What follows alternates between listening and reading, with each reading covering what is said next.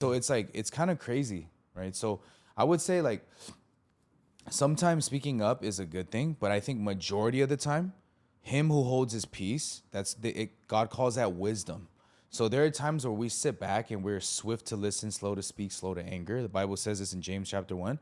I've noticed that even if I notice something about someone, but I don't say anything about them, God genuinely, at least in my experience, has corrected people versus like me trying to correct somebody. I've tried that early on in my walk, and when I try to correct them, it closes their hearts right away because they may not feel like you're validated enough to correct me, even though you're coming correct, let's say, right? And so they will actually close their heart.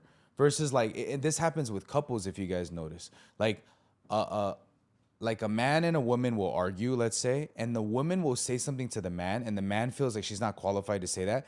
And then he'll go to his homie, and the homie will say the exact same thing the girl said, and then he'll take that and then be like, and then bring it back to the girl, and the girl would be like, I literally said exactly what he said. And then that becomes like another fight, right? And it's because there's a heart posture of like, I'm not ready for you and to hear it from you, even though what you're saying is true. It's different. It's a different dynamic than someone else who I trust, who has more authority, I would say, says versus someone who says it.